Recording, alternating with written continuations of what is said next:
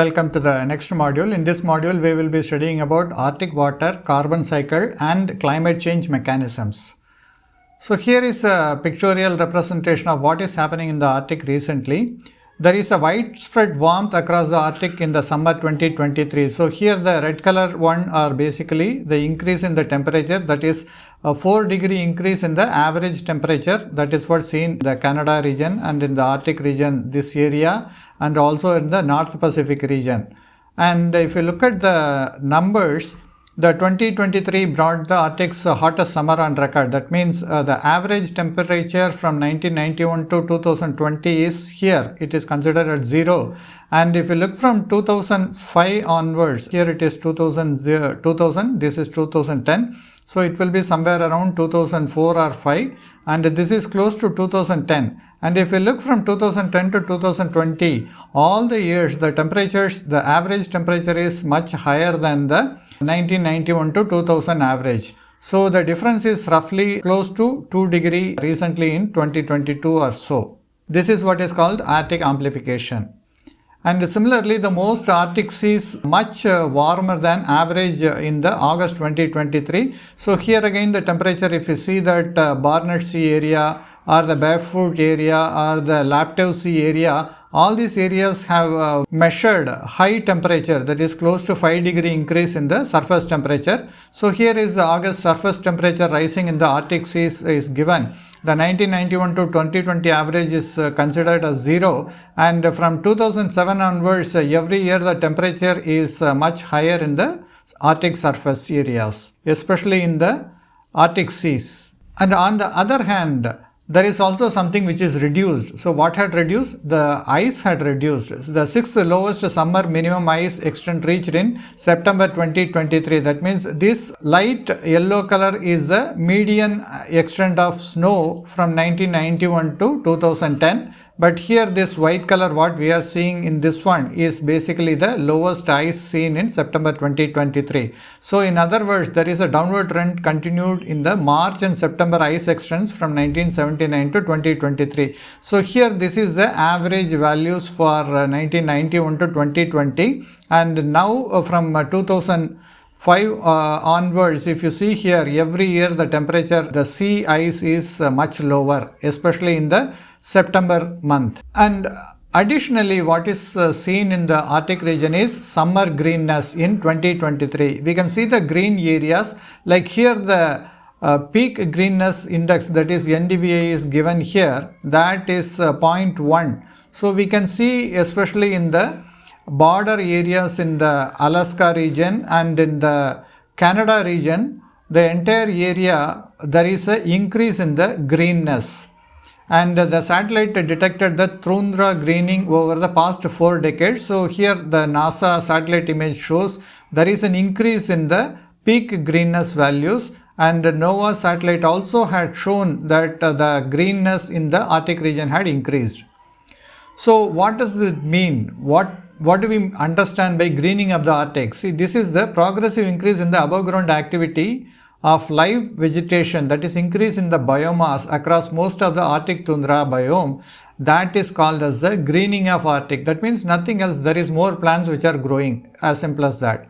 The change is neither uniform in direction nor magnitude across the circumpolar region. Moreover, there has been substantial variability from year to year. So that means it is not like from this area in Canada, this particular part had greened more, like that. It is not happening. It is happening randomly, but it is happening throughout the Arctic region. So that is the main thing. And tundra greenness arises from complex interactions among the vegetation, atmosphere, sea ice, seasonal snow cover, ground and disturbances processes and herbivores of the Arctic system. Of course, we have seen earlier about the Arctic squeeze. So Arctic squeeze, what happens is like the species, especially many animals from the southern part, started moving towards Arctic. So that is also one of the reasons, because Arctic is becoming greener. So these animals are also moving towards the Arctic region. So that is also affecting the greenness. So here is a mean chlorophyll A anomaly surrounding Greenland in the May 2019. that is shown as a percentage of 2003 to 2018 average. So here we see there is an increase here, greater than 400 is given in the red color. So if you see in this particular region, there are lots of redness is seen. In other words, these areas have lots of chlorophyll A. What do we mean by chlorophyll A? Chlorophyll A means plantation is more. So that is what. So that clearly tells like greening is actually happening, especially in the Arctic region. So here again there is a chart which tells about the mean chlorophyll A concentration for the region in the Greenland Sea from 2009 to 2019 for the year January to December it is given, from 2003 to 2019. In 2019 if you see there, in the May month itself there is a maximum amount of chlorophyll A concentration as shown here in this picture is seen. But till then in 2007 was the year where during June there is a chlorophyll, because June is basically the peak of summer in the Arctic region. So obviously during that time snow will be much less, and that's the reason plantation can grow. So that is expected one. So that's the reason, of course, in 2007 there was a large amount of greenness or the chlorophyll A was seen, which is but rest of the years if you see the increase is only 0 to 4 region only. So in other words, the greening is happening but not at a very large scale, but there were two anomalies, one is 2007 and 2019. So what are the relationship of this greenness and the other Arctic water cycle and carbon cycle? How does it affect? That's what we are going to see. With respect to the Arctic water cycle, we know the components. One is the precipitation, either snow or rain, then evaporation and sublimation, river discharge, groundwater flow and sea ice formation and melt are the main components how the Arctic water cycle are involved. And why it is important? They regulate the climate, they support the ecosystem and they influence the sea level. So that's the reason we need to understand how the Arctic sea ice water system is affected because of the melting. And similarly, when we look at the Arctic carbon cycle, the carbon components include carbon storage in the permafrost, carbon flux between ocean, land and the atmosphere, biological process, mainly photosynthesis and respiration are the main components. And why it is important? The greenhouse gas are being regulated by the Arctic carbon cycle change. Similarly, they influence the global climate system. So that's the reason we need to understand what are the changes that are happening and how they are related to the climate change. One is the temperature rise, another one is sea ice decline, the third one is permafrost thaw. So how does temperature rise is related? The temperature rise leads to increased evaporation and precipitation, reduced snow and ice cover, thawing of permafrost, which releases mainly the carbon cycle materials, carbon dioxide and methane. And what about sea ice decline? This alters the heat exchange between ocean and the temperature. Also, it impacts the carbon uptake by the ocean. So, this also leads to ocean acidification. What is the role of permafrost thaw?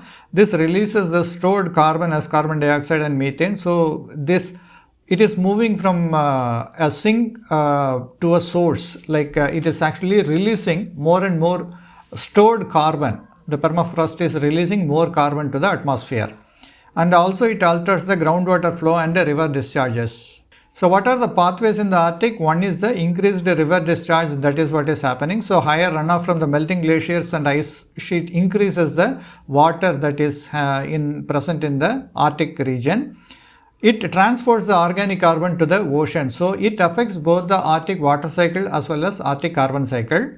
What are the changes in the precipitation patterns? Mainly more rain, less snow affecting water availability and the ecosystem. Similarly, it influences the carbon soil in the soil and vegetation. And what is the role of evaporation increase? The more open water due to sea ice melt increases more evaporation. And it affects the atmospheric water vapor and greenhouse gas concentration, because we are now seeing more amount of moisture present in the Arctic atmosphere. And how does the groundwater is affected? The thawing of permafrost changes the subsurface water movement. This results in the carbon flux in the soil.